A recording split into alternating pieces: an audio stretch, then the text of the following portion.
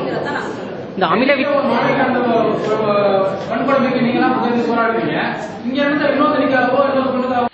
Coverage வந்து அது கொடுத்தாங்க. மெடிக்கல் காலேஜ் ஸ்டூடெண்ட்ஸா இருக்கட்டும், மற்ற கல்லூரி மாணவர்களுக்கு டெல்லியில இருக்கிற எல்லா கல்லூரி மாணவர்களும் ஒன்னாக இணைஞ்சாங்க. வினோதினிக்கோ வித்யாவுக்கோ அந்த மாதிரியான போராட்டங்கள் மிகப்பெரிய அளவில் நடக்கல அப்படிங்கிறது எங்களோட கவலை தான். எங்களோட அமைப்புகள் மட்டும் இல்ல, எல்லாரும் இணையணும் அப்படிங்கறதையும் நாங்க ரெக்வஸ்ட் பண்ணி தான் கேட்டோம். ஆனா எல்லாரும் போராடணும் அப்படிங்கறது தான் எங்களோட நோக்கம். எல்லாத்தையும் நாங்க வந்து ரெக்வஸ்ட் பண்ணிட்டு தான் இருக்கிறோம். இந்த மாதிரியான போராட்டங்கள் நடக்கும். இந்த அமில வீச்சிற்கு ஆளான முன்னாள் ஐஏஎஸ் அதிகாரியான சந்திரலேகாவை உங்களுடைய இந்த விழிப்புணர்வு நிகழ்ச்சிக்கு அழைப்பீர்களா? அவருடைய இதை பயன்படுத்திக் கொள்வீர்களா? நாங்க இப்ப வந்து சட்டம் சம்பந்தமான ஒரு முன்வரைவு தான் தயார் பண்ணி கொடுத்திருக்கிறோம். பின்னாடி நாங்க அது சம்பந்தமாக டிஸ்கஸ் பண்றோம். அதே நேரத்துல இப்போ சமீபத்தில் நடந்த 2 ஆசிட் பிச்சும் மிக மோசமான விளைவு. 2மே அடுத்தடுத்து இறந்திருக்காங்க. அரசாங்கத்தினுடைய உதவி என்பது அவங்களுக்கு சரி முறையா கிடைக்கல. எல்லாமே காலதாமதமாக தான் கிடைக்குது. அதனாலதான் இந்த மாதிரி ஒரு கூட்டத்தை கூட்டி நாங்க எல்லாருமே சேர்ந்து ஒரு முடிவெடுத்திருக்கோம். இப்ப இவங்க பேசும்போது கூட சொன்னாங்க, மகளிர் ஆணையம் சொன்னாங்க, பேசினாங்க. மகளிர் ஆணையம்ன்றது அந்த முறையான செயல்பாடு என்பது இப்ப இல்ல. அதை வந்து கண்டிப்பா இங்க சொல்லணும். ஏன்னா வசந்தி தேவி இருந்தப்ப அவங்களுக்கு அதிகாரம் வழங்கப்படலைன்னா கூட அவங்க சில எடுத்து அவங்கள பண்ணாங்க. ஆனா இன்னைக்கு வரவங்க பூரா ஒரு சாதாரண பஞ்சாயத்துன்ற மாதிரி போயிடுது. அதான் நாங்க முறைப்படுத்தணும்னு சொல்றோம். அவங்களுக்கு அதிகாரம் இருக்கு, ஆனா அந்த அதிகாரத்தை முறையா பயன்படுத்தினா கண்டிப்பா பல பிரச்சனை நம்ம தீர்க்க முடியும்னு சொல்றோம். நாங்க இல்ல பல விஷயங்களை இருக்கிறோம். இப்ப இன்னைக்கு வந்திருக்கிற பிரச்சனை முக்கியமான விஷயம், தமிழக முதல்வரும் இந்த நேரம் அறிவிச்சிருக்கிறாங்க. இது போன்ற ஆசிட் விற்பனை வந்து ரெகுலேட் பண்றதுக்கான ஒரு சட்டத்தை இந்த சட்டமன்ற கூட்டத்தொடர்ல கொண்டு வர போறேன்னு அறிவிச்சிருக்கிறாங்க. அதனால எல்லா பெண்கள் அமைப்புடைய ஆலோசனையும் சேர்த்து கொடுத்தா அந்த சட்டம் உருவாக்குவதற்கான ஒரு முழுமையான ஆர் சுசீலா, இந்திய மாத தேசிய சம்மேளன மாநில தலைவர். மேடம், சமீப காலமாக மீடியா துறையில் பணியாற்றும் பெண்கள் தொடர்ந்து பாலியல் தொந்தரவுகளை சந்திக்கக்கூடிய செய்திகள் வெளிவந்து கொண்டே இருக்கின்றன. ஊடகத்துறையில் பணியாற்றும் பெண்கள் பாதுகாப்புடன் இருக்க என்ன செய்யலாம் என்று நினைக்கிறீர்கள்? அவர்கள் மீதான அந்த பாலியல் தொந்தரவை எப்படி தடுக்கலாம் என்று நினைக்கிறீர்கள்? இப்போ எல்லா பெண்களும் நடக்கிற மாதிரியா நடந்தாலும் கூட மீடியா துறையில அந்த பெண்களுக்கு அந்த பாதிப்பு வரும்போது இதுக்கான போராட்டங்கள் இதை மாதிரி நம்ம கூட்டம் போட்டு பேசி மீடியாவை கூப்பிட்டு வச்சு சொன்னா கூட இது முழுமையா வெளியில வர்றது கிடையாது. கண்டிப்பா இது மாறணும். இந்த விஷயத்தை வந்து பத்திரிகை மீடியாக்கள் வந்து வெளியில சொல்லணும், வெளியில போகணும். எங்க அமைப்புகள் வந்து அது மீடியா துறையா இருந்தாலும் சரி, எந்த துறையா இருந்தாலும் சரி, பெண்களுக்காக பாடுபடுறோம். அந்த மாதிரி இருக்கும்போது அவங்க பிரச்சனையை வந்து எங்க கிட்ட அணுகி பேசினாங்கன்னா கண்டிப்பா அதற்கான நாங்க ரொம்ப துரிதமா அவங்களுக்கான அனைத்து முயற்சி எடுத்து அந்த விஷயத்தை வெளியில கொண்டு வந்து பாதிக்கப்பட்ட பெண்களுக்கான நியாயத்தை கண்டிப்பா பெற்று தருவோம்னு சொல்றேன். சுகந்தி, அனைத்து இந்திய ஜனநாயக மாதர் சங்கத்தினுடைய மாநில பொதுச் செயலாளர். பொதுவாக வந்து பெண்கள் பணியிடங்களில் பாலியல் வன்முறை என்பது சமீப காலமாக அதிகரித்து வருது. தனியார் நிறுவனங்களாக இருந்தாலும் சரி, அரசு நிறுவனங்களாக இருந்தாலும் சரி, இது போன்ற பாலியல் வன்முறைகள் என்பது அதிகரிப்பது ரொம்ப கவலை அளிக்கக்கூடிய விஷயம். எல்லா நிறுவனங்களையும் ஒரு பாலியல் புகார் கமிட்டி அமைக்கப்படணும் அப்படிங்கிறது உச்சநீதிமன்றத்தினுடைய வழிகாட்டுதல். சமீபத்தில் வந்திருக்கிற சட்டமும் அதே விஷயத்தை தான் சொல்லுது.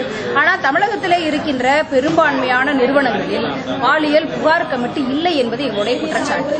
எனவே எல்லா நிறுவனங்களையும் இந்த புகார் கமிட்டி அமைக்கப்படணும் அப்படிங்கறத நாங்க வலியுறுத்துறோம். அதுல என்ன அப்படின்னு சொன்னா 50% பெண்கள் இருக்கணும். அதே போல எங்களை போன்று பெண்கள் பிரச்சனைகளில் தலையீடு பண்ணுகின்ற அமைப்புகள் அதில் இடம்பெற வேண்டும் என்ற விஷயங்கள் எல்லாம் நாங்க வலியுறுத்துறோம். அந்த அடிப்படையில எல்லா நிறுவனங்களையும் இந்த புகார் கமிட்டி இருப்பதை உறுதி செய்யணும். அதே போல வந்து மீடியாக்கள் இந்த மாதிரியான அந்த பெண்கள் தைரியமாக எல்லாம் வெளியில வந்து போராடுறதுக்கு துணியணும், நீதிமன்றத்தின் முன்னாடி போய் நிக்கணும், பாலியல் புகார் கமிட்டியில அவங்க புகார் கொடுக்கணும். அப்படின்னா தான் வந்து 2 பக்கமும் டிபார்ட்மெண்டலான நடவடிக்கையும் இருக்கும், நீதித்துறையினுடைய நடவடிக்கையும் இருக்கும். அதனால வந்து இந்த மீடியா துறைகள்ல வேலை பார்க்கிற பெண்களுக்கு இது போன்று பாலியல் பிரச்சனைகள் ஏற்பட்டது அப்படின்னு சொன்னா அவங்க வந்து தைரியமாக முன்வரணும். எங்களை போன்ற பெண்கள் அமைப்புகள் எங்களோடு இறுதி வரை இருக்கின்ற யாராக இருந்தாலும் அவர்களுக்கான நீதிக்காக நாங்கள் தொடர்ந்து போராடுவோம். நீங்க சொல்ற பார்த்தா மீடியா துறையில் பணியாற்றும் பெண்கள் பாதிக்கப்பட்டால் பத்திரிகையாளர் சங்கங்கள் கண்டுகொள்ளாமல் இருக்கின்றன அப்படிங்கிறீங்களா? அது வந்து மற்ற பிரச்சனைக்கு கொடுத்த முக்கியத்துவம் ஒரு மீடியாவில் ஒரு பெண் பாதிக்கப்பட்ட போது மீடியாக்கள் கொடுக்கல அப்படிங்கறதான் எங்களுடைய கருத்து. இப்போ வந்து வினோதினியுடைய பிரச்சனையாக இருக்கட்டும், வித்யாவினுடைய பிரச்சனையாக இருக்கட்டும், டெல்லி மாணவியினுடைய பிரச்சனையாக இருக்கட்டும், அது வந்து எவ்வளவு பெரிய பிரச்சனையாக வெளியில வந்து மீடியாக்கள் கொண்டு வந்தாங்க. ஆனா வந்து இப்படி ஒரு பெண் ஒரு மீடியால வேலை பார்க்கிற பெண்ணுக்கு ஒரு பாலியல் தொந்தரவு என்னும் போது இங்க இருக்கிற பத்திரிகைகளோ மீடியாக்களோ ஏன் அந்த வேகத்தோட செயல்படல அப்படிங்கறது எங்களுடைய கேள்வி. கண்டிப்பாக அது எப்படிப்பட்ட நிறுவனமாக இருந்தாலும் மீடியாக்களும் அதில் தலையிடணும், எங்களை போன்ற அமைப்புகளும் கண்டிப்பாக தலையிடுவோம் அப்படிங்கிறது. சமீபத்தில் ஒரு மிகப்பெரிய நிறுவனத்தில் பாதிக்கப்பட்ட பெண்கள் தொடர்பாக நீங்க எடுத்த நடவடிக்கை என்ன? அந்த நிறுவனத்தில் ஒரு பெண் தன் உடன் வேலை பார்த்த ஒரு மேல் அதிகாரி தன்னை பாலியல் சீண்டல் செய்ததாக மயிலாப்பூர் காவல் நிலையத்தில் புகார் கொடுத்து கைது செய்யப்பட்டு 4 நாளில் அவர் வெளியில் வந்துட்டாரு.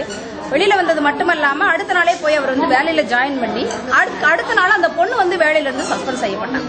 இதில் என்ன விஷயம் அப்படின்னா, நாங்கள் எல்லா பெண்கள் அமைப்புகளையும் கூட்டி ஒரு கூட்டம் நடத்தினோம். நாங்கள் 3 முக்கியமான டிமாண்ட்ஸ் முன் வச்சோம். அந்த குற்றவாளிகள் 2 பேர் மேலேயும் அவங்க சஸ்பெண்ட் செய்யப்படணும், சட்ட ரீதியான நடவடிக்கை போலீஸ் செய்யும், நிர்வாக ரீதியான நடவடிக்கையை நிர்வாகம் செய்யணும் அப்படின்ற அடிப்படையில் 2 பேரும் சஸ்பெண்ட் செய்யப்படணும்னு கேட்டோம்.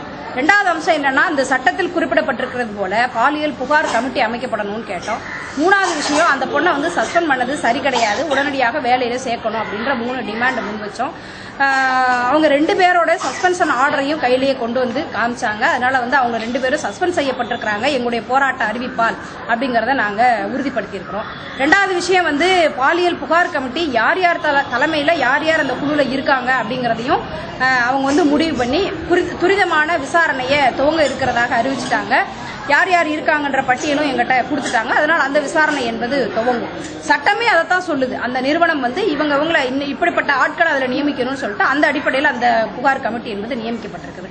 அந்த பெண் மீதான நடவடிக்கை குறித்து கேட்கும்போது அந்த பெண் குறித்து அங்கு வந்திருக்கிற புகாரை மையமாக வைத்து நாங்கள் விசாரணை நடத்தி அந்த பெண் மீது குற்றமில்லை என்று சொன்னால் மீண்டும் நாங்கள் வேலைக்கு சேர்த்துக்கிறோம். குற்றம் இருந்ததுன்னு சொன்னால் நிர்வாக ரீதியான நடவடிக்கை எடுப்போம்னு அறிவிச்சிருக்கிறாங்க. இந்த 3 கோரிக்கையும் அவங்க நாங்கள் வச்ச கோரிக்கையை ஏற்றுக்கொண்ட பின்னாடி தான் எங்களுடைய போராட்டம் என்பது கேன்சல் பண்ணல, போஸ்ட்போன் செய்யப்பட்டிருக்குது.